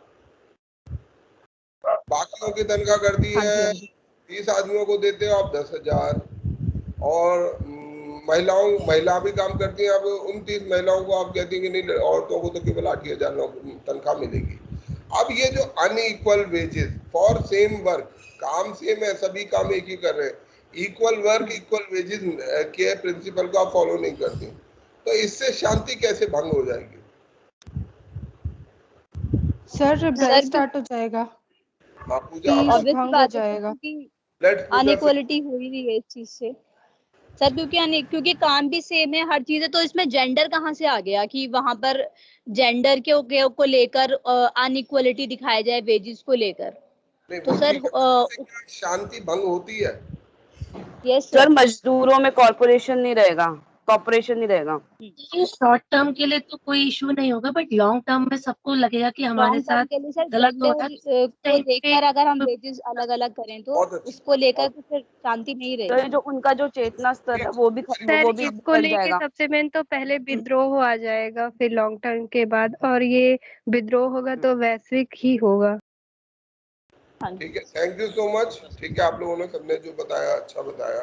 देखो, इन इक्वालिटी कहीं भी होती है, हम आप 100 लोग हैं, ठीक है, अब मैं कुछ लोगों के साथ भेद करूं, कुछ को प्रायोरिटी दूं, कुछ को नेग्लेक्ट करूं कि नहीं तुम सवाल मत पूछो, तुम्हें सवाल पूछने का अधिकार नहीं है, कुछ लोगों को पसंद कर लूं, हाँ भैया तुम बताओ, ऐसा हम आमतौर पर करते हैं, ऐसा टीचर लोग भी करते हैं। स्कूलों में भी आपने महसूस किया होगा कि टीचर लोग भी ये गड़बड़ करते हैं, कुछ बच्चों को तो बहुत ज्यादा पसंद करते हैं, कुछ को नहीं पसंद करते, उसका कोई भी कारण हो सकता है, और उससे वो भेदभाव भी करते हैं। अब जब भेद होता है, भेदभाव होता है, तो क्या पैदा होता है? डिसकंटेंट। कोई भी ग्रुप है वहां पे नाराजगी पैदा होगी, डिसकंटेंट। अरे ये उन्होंने मेरे साथ ऐसा किया, उन्होंने मुझे ऐसा बोला, उन्होंने उसको तो ये दे दिया, मुझे नहीं दिया। तो इनइक्वालिटी जो होती है ये बर्थ करती है, इससे पैदा होता है डिसकंटेंट, और डिसकंटेंट हमारे पीस के लिए, शांति के लिए। इक्वालिटी हमें इसीलिए चाहिए कि इक्वालिटी लोगों को, अगर आपको डंडे लगाने, लेट्स से कि क्लास में मैं जाता हूँ, ठीक है, मैं कभी कभी इस बात को महसूस करता हूँ, अगर क्लास में सभी की पिटाई हो तो बच्चों को कोई दुख नहीं होता। आप लोगों ने सभी ने शायद पिटाई खाई होगी, नहीं भी खाई होगी, आपके समय में इतना नहीं था, पहले के समय में पिटाई करना एक साधारण सी बात थी। अब अगर सभी बच्चों की पिटाई हो किसी चीज के लिए तो बच्चों को बहुत दुख नहीं होता, पिटाई से डर नहीं होता, बच्चों को इतना ज्यादा पिटाई से दर्द नहीं होता, पर आइसोलेट करके पिटाई होने से डर होता है। किसी एक बच्चे की, 2 बच्चे की पिटाई की जाए और नाजायज कारण से की जाए, तब बच्चे बड़े दुखी होते हैं, और जब किसी के अंदर दुख पैदा होगा तो वो वायलेंस को जन्म देगा, और वो वायलेंस अगर कलेक्टिव होते जाएगा तो वो हमारी ओवरऑल इवन इंटरनेशनल पीस को भी प्रभावित करेगा। तो इसलिए हमारे लिए ये बात को समझना बहुत जरूरी है कि बेशक ये सब पर्सनल इश्यूज हैं, ठीक है, इक्वल वेजेस एक पर्सनल इशू है, इसका कोई मतलब अंतरराष्ट्रीय इसका क्या उद्देश्य है? फोर्स लेबर ये एक पर्सनल इशू है भाई, एक आदमी करवा रहा है, एक दूसरा कर रहा है, चाइल्ड लेबर, ये सब पर्सनल इश्यूज हैं, लोकल इश्यूज हैं। हम कोई एक आर्गुमेंट ले सकता है कि ये तो लोकल इश्यूज हैं, इन लोकल या पर्सनल इश्यूज में इंटरनेशनल एक ILO इतना बड़ा बॉडी है, वो काहे के लिए इंटरफेयर करे? बहुत जरूरी है, क्योंकि अगर वो नहीं करेगा तो धीरे धीरे ये डिसकंटेंट बढ़ेगा, और डिसकंटेंट बढ़ने से धीरे धीरे, हो सकता है इमीडिएट कुछ ना हो, किसी ने बोला भी कि हो सकता है कि शॉर्ट टर्म में ये चीज सही लगे, पर लॉन्ग टर्म में ये खतरनाक और नुकसानदायक सोच हो जाती है। हेलो, गुड अच्छा, मॉर्निंग मेरा सर। आप सभी लोगों से एक छोटा सा सवाल है आउट ऑफ कॉन्टेक्स्ट, कि आप में से कितने ऐसे स्टूडेंट हैं जो स्टूडेंट लॉगिन को यूज करके ज्वाइन किए हैं क्लास को? सर मैंने स्टूडेंट किया है सर। मैंने मैंने भी लॉगिन किया सर है। मैंने भी लॉगिन से किया है। तो मैंने कितने भी लोग किया ऐसे है। हैं जो मैं भी किया हूँ। यहाँ से लॉगिन नहीं कर पा रहे हैं? जो लोग लॉगिन नहीं कर पा रहे हैं वो ध्यान रखें, आपकी अटेंडेंस मार्क नहीं हो रही है, आपकी एब्सेंट मार्क हो रही है। आप क्लास सर करते हुए भी क्लास नहीं कर रहे हैं, तो आप ध्यान रखिएगा, आपको स्टूडेंट लॉगिन से ही ज्वाइन करना है। दूसरा, अगर आप में से अब भी, वैसे मुझे समझ नहीं आ रहा कि ये इतना मुश्किल नहीं है जितना आप लोग, मुझे लगता है मुझे वीडियो भी बनाना पड़ा तब भी शायद बहुतों को नहीं समझ आया इतना, या तो आप क्लास नहीं करते हैं, या आप सुनते नहीं हैं, या आप सुनना चाहते नहीं हैं। जो भी हो, फिर भी मैं एक बार आखिरी बार दोहरा रहा हूँ कि आपको कैसे लॉगिन करना है। ठीक है, हर वक्त बेसिक चीज है, आप में से सभी लोग व्हाट्सएप चलाते हो, फेसबुक चलाते हो और तमाम चीजें चलाते हो, उनके लॉगिन आप क्रिएट कर सकते हो। परंतु जब बात एजुकेशन की आती है तो आप एक बहुत बेसिक, बहुत सिंपल सा फॉर्म है, इसे फिल नहीं कर पा रहे हो। ये मेरे को बड़ी आश्चर्य की बात लगती है। आप लोगों का एस्पिरेशन है आईएएस बनने का, और आप इतना बेसिक सा फॉर्म नहीं फिल कर पा रहे हो, तो आपको अपने अंदर टटोलना चाहिए। अगर आप जूझ नहीं पा रहे हो तो आपको अपने को टटोलना चाहिए कि मैं क्या नहीं कर सकता, मैं एक बेसिक सा फॉर्म नहीं भर पा रहा हूँ, वो मुझे समझ में नहीं आ रहा ऐसा कैसे हो रहा है। ये स्टूडेंट लॉगिन है वेबसाइट के ऊपर, इसको आपको क्लिक करना है। क्लिक करने के बाद यहाँ पर ये रजिस्टर हेयर अगर आपने नहीं किया है तो, फर्स्ट टाइम आप रजिस्टर किसी भी जगह पर करते हैं, एक सिस्टम फॉलो करना होता है। आपको अपना नाम, फर्स्ट नेम, लास्ट नेम, अपना रोल नंबर, अपना ईमेल आईडी, अपना पासवर्ड, और पासवर्ड को दोबारा से कंफर्म पासवर्ड करना है। उसी पासवर्ड को जो आपने यहाँ लिखा है उसी को दोहरा देना है और सबमिट कर देना है। सबमिट करते ही आपका फॉर्म सबमिट हो जाएगा, कंफर्म लॉगिन हो जाएगा। अब आपने जो वहाँ पर ईमेल दिया था और पासवर्ड दिया था उसको यहाँ भरना है और लॉगिन कर लेना है। और मुझे अभी तक ये समझने में बहुत दिक्कत है, फिर भी मैं, ठीक है, मेरा काम है ये करना, मैं इस बात को अप्रिशिएट नहीं कर पा रहा हूँ कि क्यों इतनी दिक्कत है। और उसके बाद आपको यहाँ से क्लास ज्वाइन करनी है, ये स्टार्ट क्लास के बटन को दबाना है और आपकी क्लास ज्वाइन हो जाएगी। और मुझे नहीं समझ आया कि ये इतना मुश्किल कैसे हो सकता है, फिर भी आप में से कुछ लोगों के लिए मुश्किल है, या मैं ये कहूँ वो करना नहीं चाहते। बहुत सारे स्टूडेंट ऐसे हैं जिनको पढ़ना नहीं होता, वो अक्सर करके ये प्रॉब्लम क्रिएट करते हैं। जो क्लास नहीं कर रहे होंगे वही सबसे ज़्यादा सवाल पूछेंगे, वही सबसे ज़्यादा मैसेज करते हैं। जिसको पढ़ना होता है वो एक ही बार में चीज़ समझ जाता है, पर जिसको नहीं करना होता वो तमाम तरीके से, सर लॉगिन कैसे होगा, वो कैसे होगा। अरे भाई, इतने बचपन में मत जाओ। और उसका कारण यही है कि आप क्लास या तो अटेंड नहीं करते या सुनते नहीं हैं। तो आप प्लीज़ अपने आप को थोड़ा मैच्योर करिए, आप छोटे छोटे बच्चे नहीं हैं। इस तरीके के हजारों फॉर्म आपने भरे होंगे, मुझे भी जानकारी है। अच्छा, अब दूसरी चीज है, बहुत सारे लोग जो मेल भेजा गया है उसको लेके कंसर्न है कि भाई ये मेल से लॉगिन करना है। इस फॉर्म का, ये स्टूडेंट लॉगिन का, ये जो स्टूडेंट लॉगिन है, और इस लॉगिन का और उस पासवर्ड का आपस में कोई कनेक्शन नहीं है। यहाँ पे ये स्टूडेंट लॉगिन है, अगर आपने उस मेल को पढ़ा नहीं तो आपकी बहुत सीरियस प्रॉब्लम है। यहाँ साफ साफ लिखा गया है कि ये स्टूडेंट लॉगिन है, और उस मेल में साफ साफ लिखा गया है कि वो माइक्रोसॉफ्ट के आपके क्रेडेंशियल्स हैं। मैंने मीटिंग पहले भी क्लास में इस बात को समझाया था, फिर भी बहुत सारे स्टूडेंट, क्या कारण है, उनका क्या सीक्रेट है वो बताएं, मुझे नहीं पता। माइक्रोसॉफ्ट टीम्स ऐप के क्रेडेंशियल्स हैं, आपका पासवर्ड है, यूजर नेम है। हमने आपको कोचिंग की तरफ से लाइसेंस वाला एक टीम्स ऐप का एक्सेस दिया है। आपके अपना पर्सनल एक्सेस भी होगा। कोई भी आदमी माइक्रोसॉफ्ट टीम का इस्तेमाल कर सकता है, फ्री में यूज कर सकता है। उसको अपना पर्सनल लॉगिन बनाना पड़ता है, पर उसके कुछ प्रॉब्लम्स भी होते हैं, और नहीं भी होते तो भी हम कोचिंग की तरफ से आपको मैं ये लाइसेंस्ड यूजर बना रहा हूँ, जिससे कि आप लाइसेंस के साथ, मतलब पेड कैटेगरी में आप उसको यूज कर रहे हैं, आप पेड कैटेगरी में यूज कर रहे हैं, तो आप लाइसेंस यूजर हैं, और उसी के लिए आपको एक यूजर नेम दिया गया है, एक पासवर्ड दिया गया है। तो आपको बस सिर्फ जाना है टीम्स ऐप पर, उसे खोलना है। अगर कोई प्रीवियस लॉगिन हो रखा है, साइन आउट करना है। साइन आउट करने के बाद आपको वापस टीम्स पे आना है, दोबारा से यूजर नेम से लॉगिन कीजिए उस पासवर्ड को, और ये पासवर्ड जो दिया गया है ये वन टाइम पासवर्ड है। अगर आप लोगों को ये नहीं पता कि पासवर्ड वन टाइम क्या होता है, वन टाइम पासवर्ड होता है कि किसी भी चीज़ के लिए एक बार, किसी ऐप में जब आप पहली बार जाते हो तभी उसे इस्तेमाल कर सकते हो।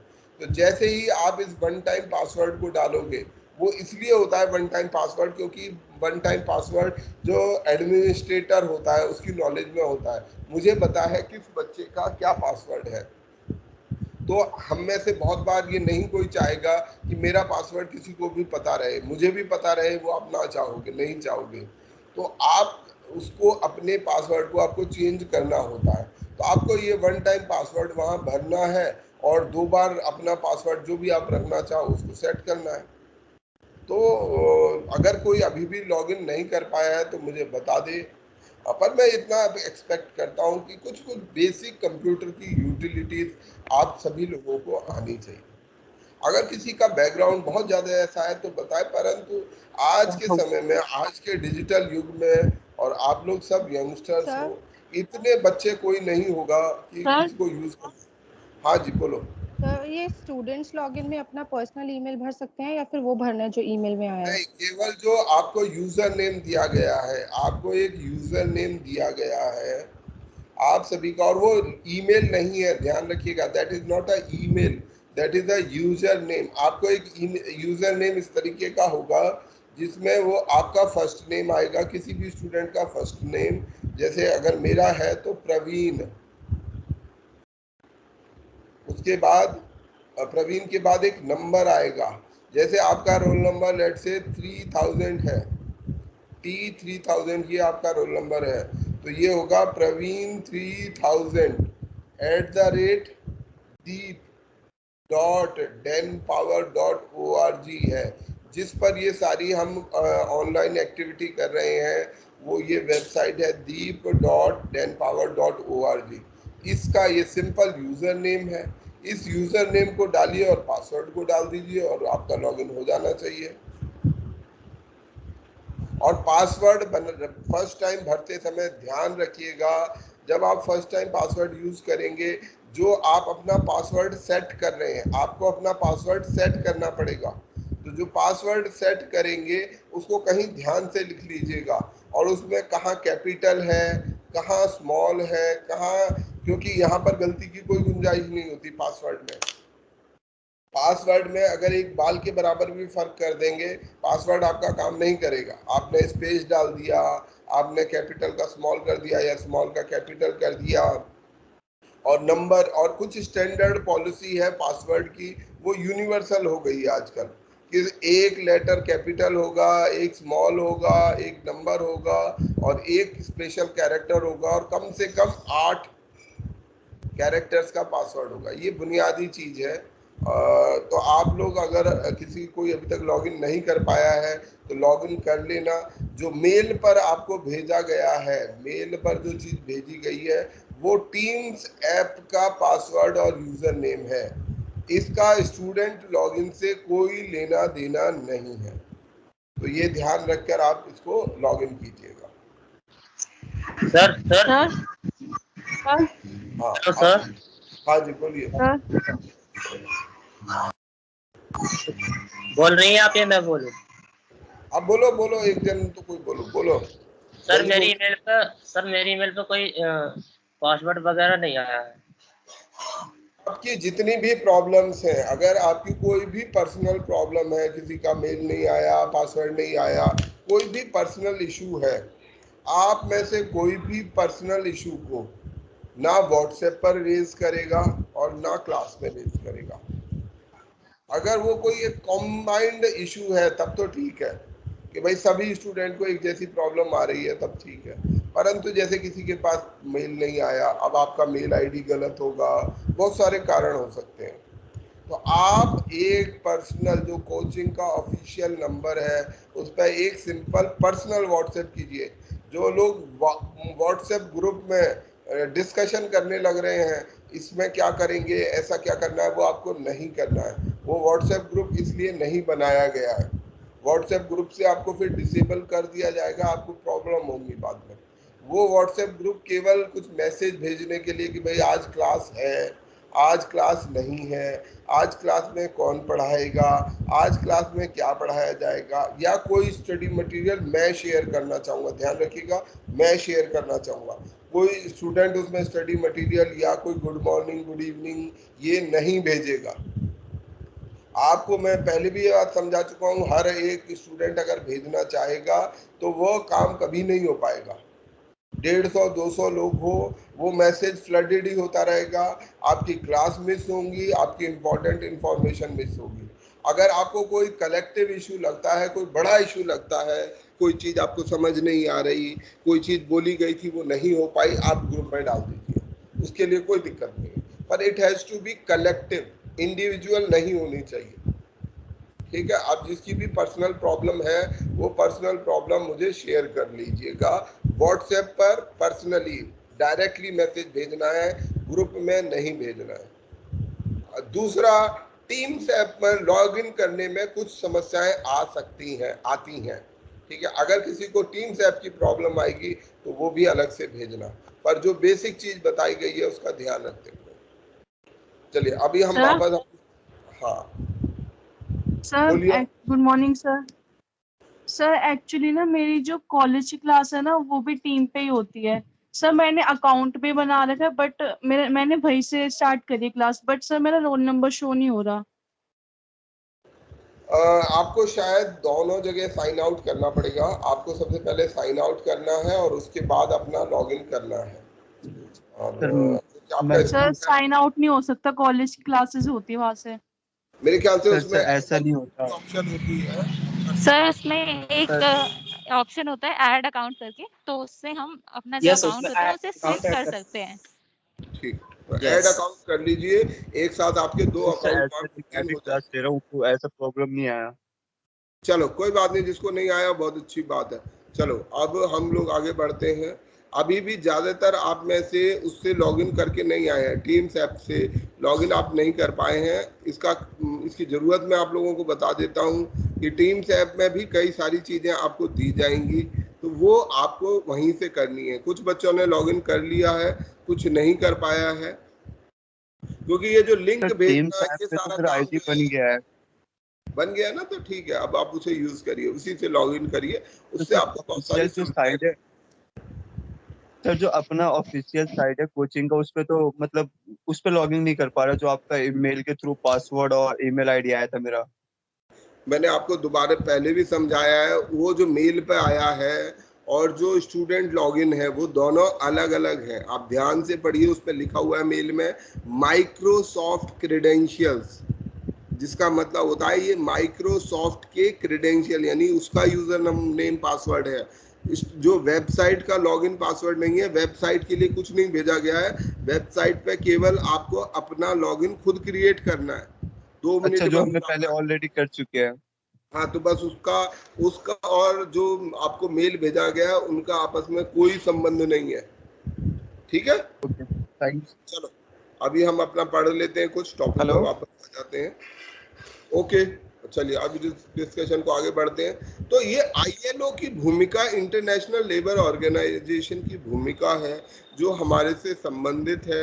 इसके कई सारे कन्वेंशंस हैं, भारत इसका फाउंडर मेंबर है। इसके कुछ ग्लोबल कन्वेंशन, जो ये कन्वेंशन शब्द होता है मतलब कुछ, क्योंकि ये इंटरनेशनल ऑर्गेनाइजेशन कोई लॉ नहीं बना सकते हैं, है ना। ये शब्द हम बहुत बार सुनेंगे इंटरनेशनल ऑर्गेनाइजेशन में, कन्वेंशन। हम थोड़ी देर इस पर बात कर लेते हैं कि कन्वेंशन क्या चीज होती है। ट्रीटी होती है, एक शब्द होता है ट्रीटी, संधि। कई अलग अलग देशों ने, क्योंकि जब इंटरनेशनल ऑर्गेनाइजेशन की बात करें, यूनाइटेड नेशन की बात करें या किसी भी इंटरनेशनल ऑर्गेनाइजेशन की बात करें, वो कैसे काम करेगी, या इसको साधारण तरीके से चलें, पंचायत आपकी गांव की कैसे चलती है। गांव में आप लोगों ने पंचायतें देखी होंगी, हो सकता है नहीं देखी होंगी, कुछ आपको बेसिक आइडिया जरूर होगा।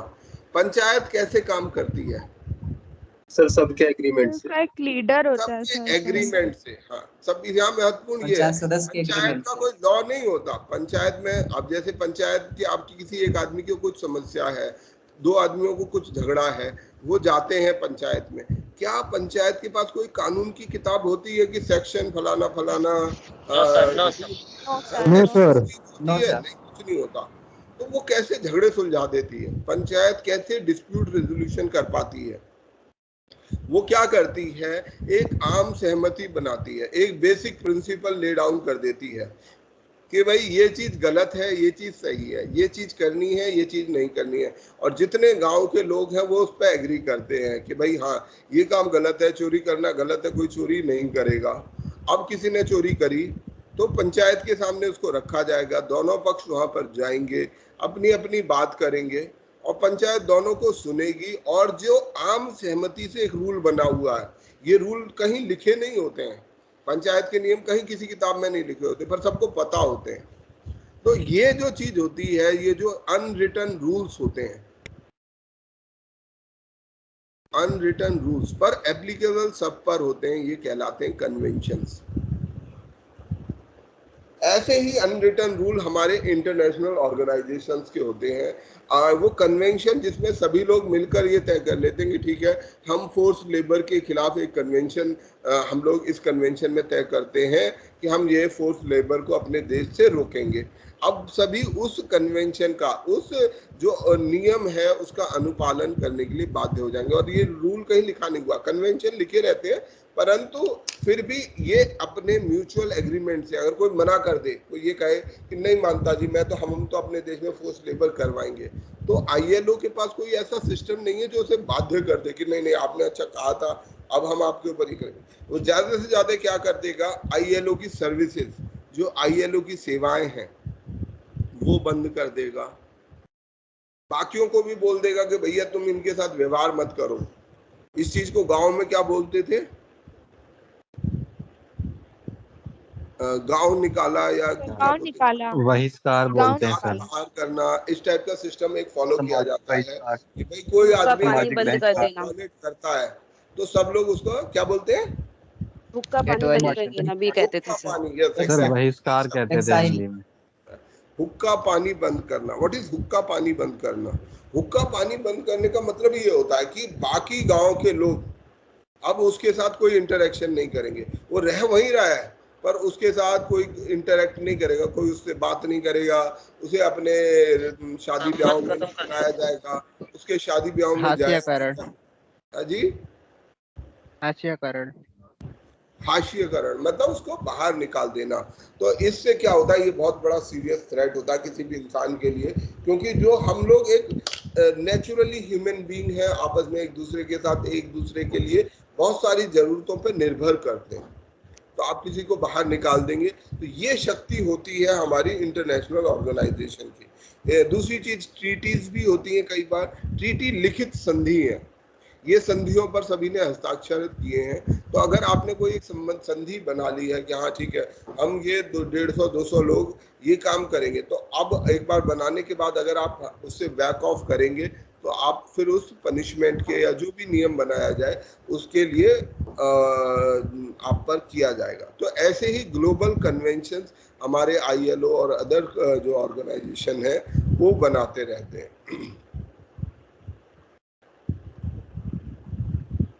ये हमारा हो गया ILO। ILO में भारत का रोल अपना इम्पोर्टेंट है, हम उसके फाउंडर मेंबर हैं, पेनलाइज करते हैं चाइल्ड लेबर को। आज के समय में ये prostitution and production of pornography ये भी इसके अंदर कवर्ड है, production and trafficking of drugs, क्योंकि ड्रग्स भी कहीं ना कहीं छोटे बच्चों को, लेबर को, कुछ ऐसे स्थान हैं जहां इसको इस्तेमाल किया जाता है काम के लिए। ड्रग्स को बहुत जगह ऐसी हैं जहां लोगों को तनख्वाह ना देकर अफीम खिलाई जाती है, अफीम एडिक्टिव बना लेती है और उस एडिक्शन से उनसे काम कराया जाता है। ILO के बाद हम डिस्कस कर रहे थे FAO को। FAO जो है ये इसका क्या उद्देश्य है? फूड एंड एग्रीकल्चर ऑर्गेनाइजेशन 1945 में बनाया गया और इसका ऑब्जेक्टिव है eliminating hunger, to eliminate hunger and improve nutrition. Number 3 standard of living, और मेथड क्या है, तरीका क्या है?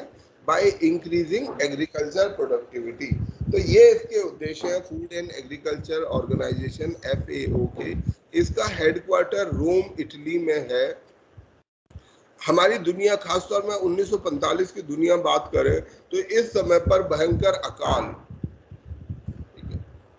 अकाल, इसी समय पर 43 से लेके शायद 47 तक भारत में, बंगाल में एक वन ऑफ द बिगेस्ट अकाल पड़ा है। उसके बाद भी इस तरीके के अकाल या भुखमरियां होती रहीं। तो ये जो अकाल भुखमरी थी, क्योंकि फूड की शॉर्टेज थी, खाने का प्रोडक्शन कम था, लोगों के पास पैसा नहीं था उसे खरीदने के लिए, तो इस कारण से अकाल और भुखमरी होती थी। अब धीरे धीरे वो कम हो गई है। आज के समय में हम बड़े स्तर पे इनको नहीं सुनते हैं, पर वो समय ऐसा था जब ये चीज होती थी।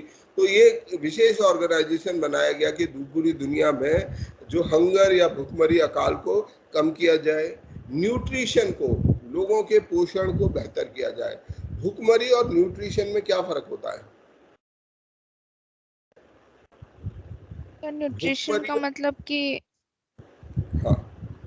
न्यूट्रिशियस फूड अवेलेबल करवाना, जैसे कि विटामिन रिच, जैसे फोर्टिफाइड राइस वगैरह। Food is not possible to provide तक देखा जाए न्यूट्रिशन, मतलब कि जो क्राइटेरिया फिक्स होती है ना कि इतना न्यूट्रिशन प्रोवाइड करवाना चाहिए as a government to citizen, वो नहीं टारगेट पे एम कर पाना। ठीक है, वेरी गुड।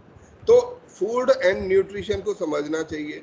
इंसान की पहली जरूरत होती है फूड, ठीक है, फूड, खाना उसे मिलना चाहिए। अब उसे खाना नहीं मिलेगा तो बहुत समस्याएं हो जाएंगी। परंतु कई बार आपको ये मिलेगा कि आदमी को फूड तो मिल रहा है, खाना तो उसको उपलब्ध है, खाना तो वो खा रहा है, परंतु वो खाना डेफिशिएंट खाना है। उसमें जो एसेंशियल न्यूट्रिएंट्स हैं, जो न्यूट्रिएंट्स होने चाहिए, वो नहीं है। खाने में क्या क्या न्यूट्रिएंट होने चाहिए? मेजर न्यूट्रिएंट होते हैं और माइनर न्यूट्रिएंट होते हैं। मेजर न्यूट्रिएंट में हमारे लिए कार्बोहाइड्रेट, प्रोटीन, ठीक है, ये हो। माइनर न्यूट्रिएंट्स में हमारे पास विटामिन्स हैं, मिनरल्स हैं, आयरन है, ट्रेस एलिमेंट्स हैं, ऐसे बहुत सारे पदार्थ हैं जिनको हम माइनर न्यूट्रिएंट कहते हैं। तो कभी कभी क्या हो सकता है, आप मान लीजिए चावल या आटा खाते रहेंगे तो वो आपको कार्बोहाइड्रेट तो प्रोवाइड करेगा, बहुत कम संख्या में, उस मात्रा में वो प्रोटीन देगा, और फैट की मात्रा बहुत कम होगी। तो अगर खाली, जैसे जब अकाल या भुखमरी, तो लोग आटा तो कहीं से या चावल अरेंज कर ले, पर जो अदर चीजें हैं, सब्जियां हैं या फैट है, वो मिल नहीं रहा, तो उसके कारण कई तरह की बीमारियां हैं जो उनको हो सकती हैं। इसके अलावा जो माइनर न्यूट्रिएंट्स हैं, आयरन की कमी से अनीमिया हो सकता है, विटामिन ए की कमी से रतौंधी हो सकती है, ऐसे बड़े सारे रोग हैं जो हमें न्यूट्रिएंट की कमी के कारण हो सकता है। तो पहला काम है जो हमारे FAO का कि एलिमिनेट हंगर, हमें भुखमरी को रोकना है। दूसरा काम है न्यूट्रिशन को बेहतर करना है, खाली खाना ही नहीं देना, खाना पोषक खाना देना है। तीसरा काम स्टैंडर्ड ऑफ लिविंग को बेहतर करना, लोगों के जीवन को बेहतर करना। और कैसे करना है, इसके लिए क्या तरीका अपनाएंगे हम, एग्रीकल्चर प्रोडक्टिविटी। उस समय पर जो एग्रीकल्चर प्रोडक्टिविटी थी वो बहुत कम थी, तो जिसके कारण पैदावार कम होने के कारण जो भुखमरी बड़े स्तर पर थी। उसके बाद ही कई सारे इवेंट हुए भारत के अंदर, ग्रीन रेवोल्यूशन आया, तो उन सब ने बदलाव लाया। इसका हेडक्वार्टर रोम में है। इसके जो प्रोग्राम है, food security programme, codex alimentarius and IPPC, international plant protection convention. Food security programme इसमें बताने की जरूरत नहीं है। कोडेक्स एलिमेंटरिस है जिसके द्वारा इंटरनेशनल फूड स्टैंडर्ड सेटिंग, कि जो खाना है केवल खाना ही नहीं देना, खाना खराब क्वालिटी का भी हो सकता है, पुराना हो सकता है, या उसमें गलत चीजें मिली हो सकती हैं, तो एक फूड स्टैंडर्ड भी मेंटेन रहना चाहिए, वो मेंटेन करता है ये food alimentarius commission. Plant protection convention, ये एक और इसका कार्यक्रम है। इसके द्वारा हमारे जो प्लांट्स हैं, एग्रीकल्चरल प्लांट्स भी हैं, उनका खतरा होता है।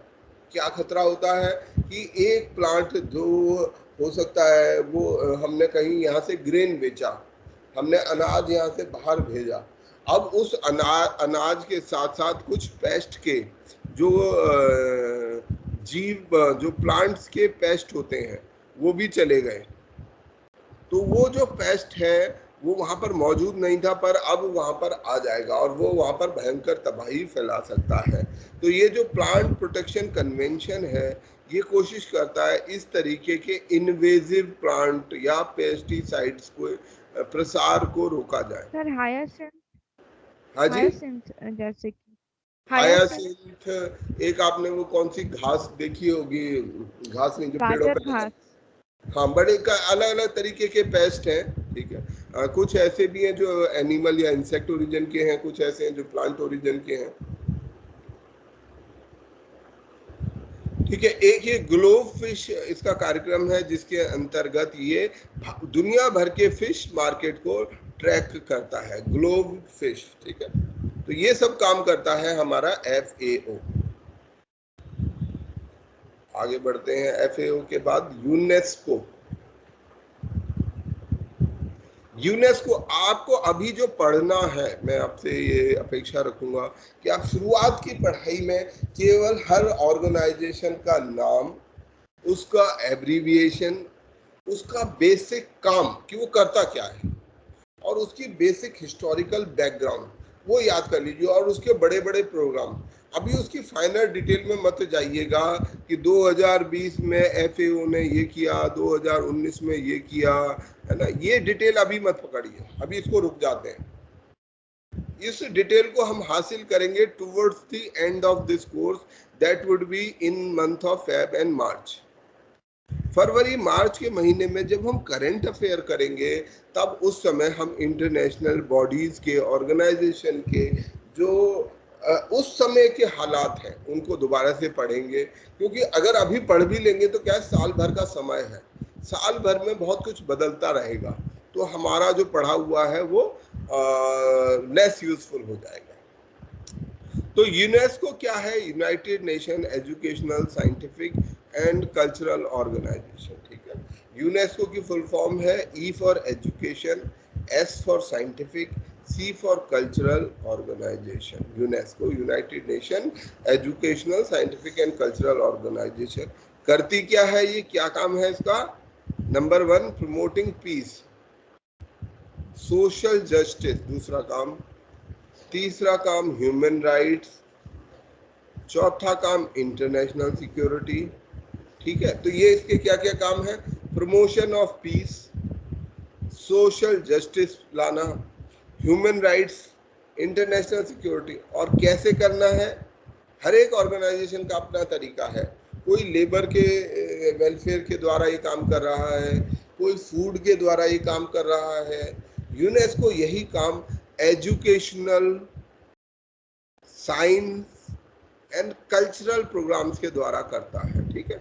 सब काम एक ही कर रहे हैं, पर कैसे कर रहे हैं, तरीके अलग अलग हैं। यूनेस्को उसी काम को एजुकेशन के माध्यम से, साइंस के डेवलपमेंट के माध्यम से और कल्चरल प्रोग्राम्स को बढ़ाकर करता है। इसमें 195 मेंबर्स हैं, 195, और ये नंबर भैया चेक कर लेना, मुझे शिकायत मत करना। और इसका हेडक्वार्टर पेरिस में है,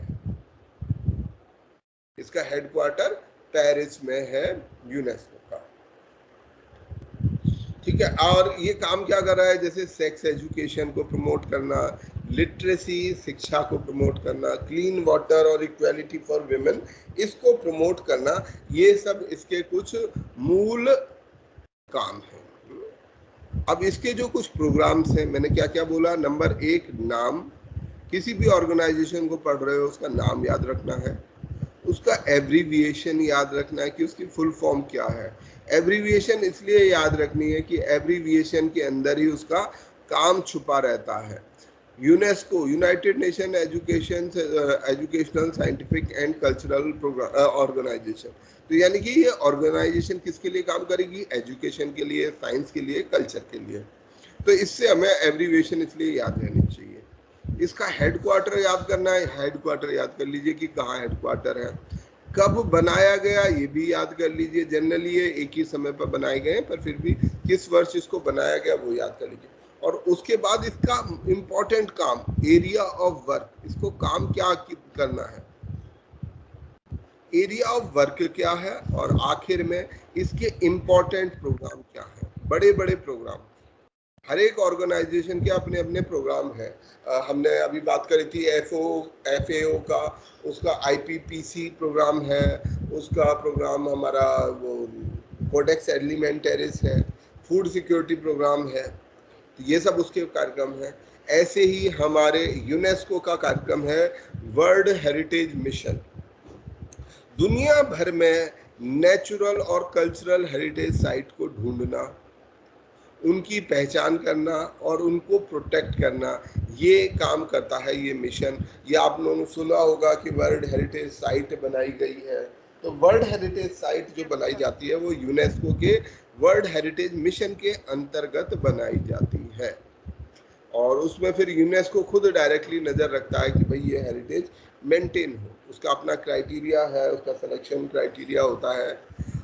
और इसमें दोनों साइट हो सकते हैं, it could be a natural place also, ठीक है, ऐसा जरूरी नहीं है उसे कि कोई किला हो, कुछ और हो। अभी कुछ और नए चेंजेस भी आए हैं इसमें, वो भी इसमें कल्चरल हेरिटेज हो सकते हैं।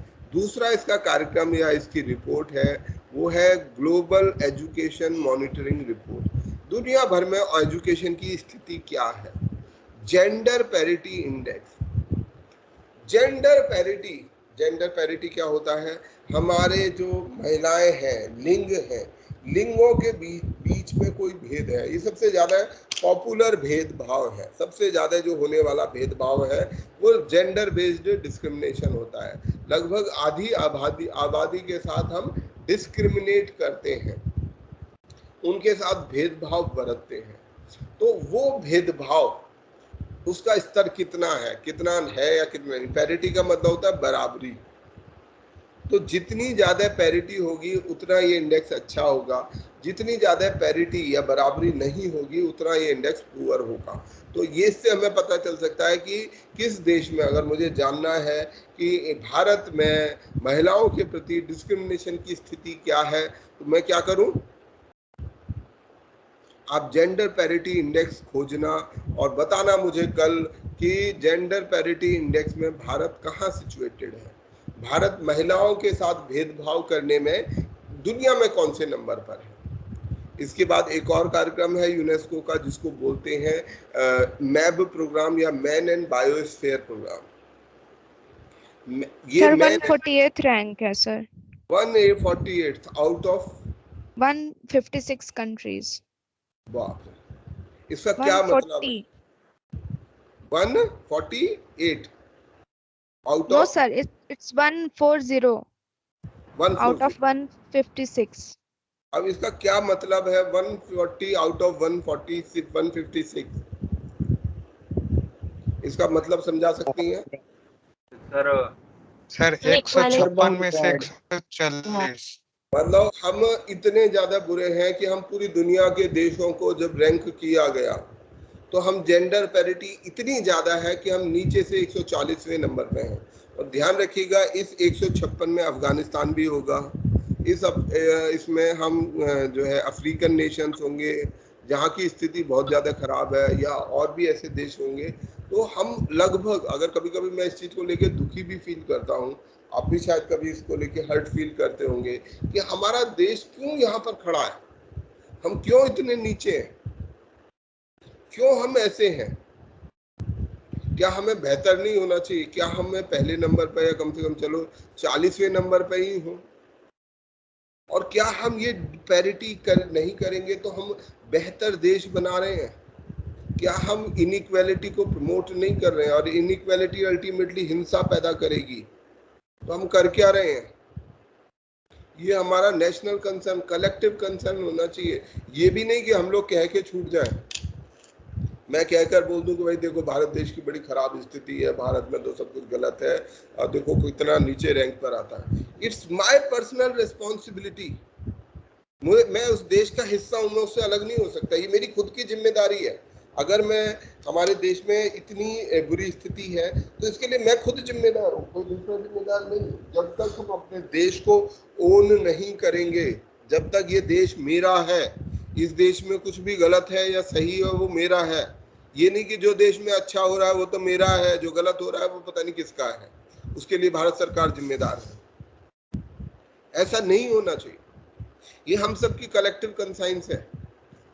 हम लोग को मिलके सोचना होगा, आपको भी सोचना होगा, एज एन इंडिविजुअल हर एक की जिम्मेदारी है कि भाई क्यों हम 140 नंबर पे हैं, जो देश 1 नंबर पे है वो क्यों वहां पर है, क्योंकि वहां के लोग सभी कलेक्टिवली सोचते हैं, हम इंडिविजुअली सोचते हैं अपना अपना। भाई मुझे क्या मतलब, अगर किसी के साथ कुछ डिस्पैरिटी हो रही है, मैं उसके लिए क्यों जिम्मेदार हूँ, वो जाने, उसका काम जाने। जब तक हमारे भीतर ये जो चीज होगी, और जैसे हमारे एक दोस्त ने एक दिन कहा था कि सर ये तो इंडिया है, जब तक ये तो इंडिया है चलते रहेगा तो हम यही रहेंगे। सर हो सकता है कि जैसे कि सर कुछ देश होता है उनकी पॉपुलेशन कम होती है और इंडिया की पॉपुलेशन सर बहुत ज्यादा है, सर ये भी एक कारण हो सकता है सर। इसका कोई कारण नहीं होता, इसके कोई लेना देना नहीं होता, इसका 0% लेना देना है, इसका आबादी सर ये पर, तो मेंटालिटी पे है सर, ये मेंटालिटी पर है, इसका ये तो आबादी सर सोच पर निर्भर करता है, आदमी की सोच। हाँ जी। हेलो गुड मॉर्निंग सर, मेरा नाम हिना है। हाँ सर मैं एक हैंडीकैप पर्सन हूँ, जैसा मैंने आपको बताया था। मैं जॉब के लिए जब अपना गई थी रिज्यूम वगैरह अपडेट करने के लिए, तब सर मुझे सिर्फ हैंडीकैप की वजह से मुझे मना कर दिया था। बिल्कुल एबिलिटी ना देख के सिर्फ हैंडीकैप की वजह से प्राइवेट सेक्टर्स में जॉब के लिए मना कर दिया गया। हमारे देश में हम लोग आपस में ही डिसेबिलिटी क्रिएट कर रहे हैं। कोई डिसेबल्ड है, हम उसके अंदर क्या योग्यता है या हमें क्या जरूरत है। आप तो यहाँ की बात कर रही हैं, इवन जो आईएएस में सेलेक्टेड है यूपीएससी तक ये काम कर देती है। मतलब अभी तो आप प्राइवेट सेक्टर की बात कर रहे हैं, यूपीएससी एक कॉन्स्टिट्यूशनल बॉडी है जो संविधान से बंधी हुई है। संविधान में लिखा गया है कि डिसेबल्ड लोगों को हमें प्रोटेक्शन देनी है, तब भी यूपीएससी तक ये काम कर देती है। अगर आप 10-5 साल पहले तक भी देखोगे, लोगों को पोस्टिंग नहीं देती थी। उनको डिसेबल्ड को सिलेक्ट तो कर लिया क्योंकि डिसेबिलिटी का कोटा है, उस कोटा के अंदर सेलेक्ट कर लिया, उसको पोस्टिंग नहीं दी, वो कोर्ट में घूम रहा है। पोस्टिंग भी दे दी तो उसको चार्ज नहीं मिला, डिस्ट्रिक्ट में उसको डीएम नहीं बनाया। जो पहला डिसेबल्ड डीएम बना था वो मुझे अभी ध्यान है 5-6 साल पहले की बात है, जब पहली बार कोई डिसेबल्ड पर्सन डीएम बन पाया था। प्रांजल, क्योंकि हम मानसिक रूप से मानते, अरे एक डिसेबल्ड पर्सन कैसे डीएम बन सकता है, अरे क्यों नहीं बन सकता भाई, आप में और उसमें क्या अंतर है। सर एबिलिटी देखनी चाहिए।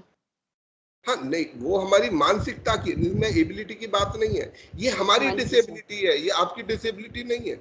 ये जो ऐसा सोच रहे हैं उनकी डिसेबिलिटी है कि वो डिसेबल्ड है, उन्हें ये समझ नहीं आ रहा कि भाई वो आदमी में क्या कमी है। आप एक आईएएस ऑफिसर से क्या करवाओगे, जो करवाओगे वो पर्सन भी कर सकता है, तो आप क्यों नहीं उसे वो काम देते हो। और जब आपके संविधान के अंदर लिखा हुआ है, आपकी व्यवस्था के अंदर लिखा हुआ है, पर हम हैं ऐसे क्योंकि हम जिसने भी ये बोला था इस बात को बुरा ना माने, पर मैं इस बात को कोट करता रहूंगा कि जब तक हम ये अप्रोच रखेंगे कि ये तो इंडिया है, ये जो अप्रोच है ये खतरनाक अप्रोच है। अरे ये मेरा इंडिया है, ये मेरा देश है, ये मेरा भारत है, मैं क्यों उसे 140वें नंबर पर रहने दूं।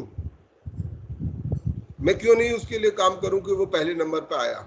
जब अंग्रेज यहाँ पर आए, हम अंग्रेजों से बहुत सारी बुराई तो कर सकते हैं, उनके बारे में बहुत कुछ गलत सोच सकते हैं, पर कभी हमने ये बात सोचा है कितने लोग आए थे वहां से, उसमें बैठ के 10, 20, 50 हजार लोग भी नहीं थे। जब भारत पे आए वो 40-50 हजार लोग नहीं थे। जब वो गए थे तब भी वो 3 लाख लोग थे कुल। 1947 में जब अंग्रेज गए भारत से, कुल 3 लाख थे और भारत की आबादी उस समय 30 करोड़ हुआ करती थी। केवल इतने कम लोगों ने, परंतु ये अपने देश के प्रति इनका इतना प्रेम था। अपने देश से पहले दूर, कम से कम उस समय पर जब ये 1718वीं सदी की 19वीं सदी की बात करूं तो उस समय पर इंग्लैंड से यहाँ आने में 6 महीने से ज्यादा समय लगता होगा। और वो जो ट्रेवल था, जो सी से आते थे समुद्र से, वो आसान नहीं था।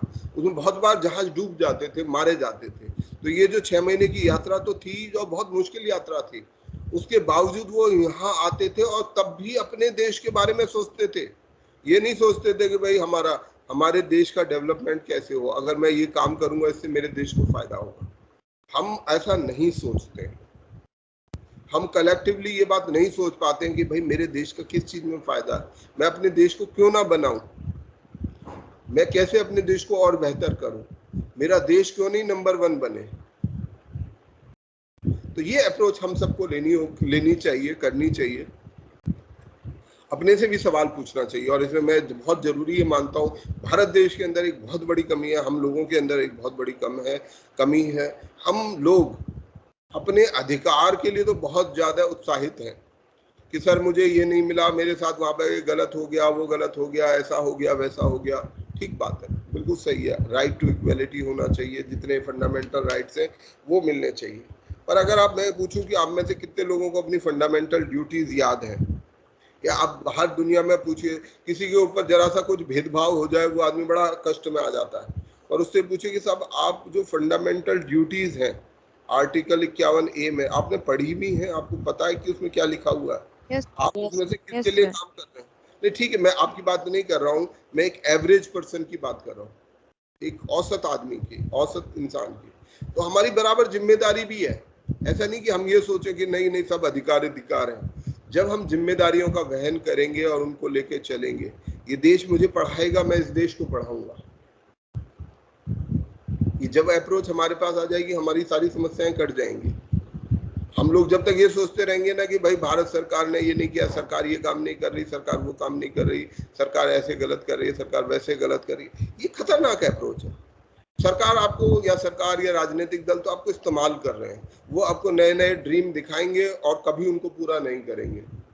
आप वो सपने में उलझ रहे हो तो उसके लिए आप भी तो जिम्मेदार हो। आप अपने व्यक्तिगत स्तर पे, हर आदमी 10 बच्चों को नहीं पढ़ा सकता क्या, हर बच्चा। और अगर हम 10 बच्चे, हर व्यक्ति ये संकल्प ले कि चलो हम 10 बच्चों को सपोर्ट करेंगे, उन्हें पढ़ाएंगे, तो मेरे ख्याल से अगले 10 सालों में हमारे देश में कोई भी बच्चा अनएजुकेटेड नहीं रहेगा, कोई भी बच्चा अनएम्प्लॉयड नहीं रहेगा। क्योंकि ये एक चेन है, एक 10 को पढ़ाएगा, 10 100 को पढ़ाएंगे, 100 1000 को पढ़ाएंगे, बहुत हम अगले 10 सालों में बहुत कुछ बदल सकते हैं। बट दिक्कत संकल्प की है, दिक्कत है कि हम ओन करें उसको। हम कमियों को तो ओन कर सकते हैं, हम कमियों को गिना सकते हैं, पर अच्छाइयों को नहीं। और फ्रेंड्स, मैं आई थिंक हम लोग चर्चा में ज़्यादा चले गए और कल हम यहीं से यूनेस्को से शुरू करेंगे। टाइम इज़ ऑलरेडी ओवर, मुझे रियलाइज़ नहीं हुआ, तो हम अपने आज की क्लास को यहीं ख़त्म करते हैं। कल हम चर्चा करेंगे। आप लोग तब तक अपने ये 2 लॉगिन, जो टीम का लॉगिन है और स्टूडेंट्स लॉगिन है, उसको कंप्लीट कर लीजिएगा। ठीक है, चलिए, धन्यवाद आपका। Thank you sir. Okay, thank you sir. Thank you. Thank you sir.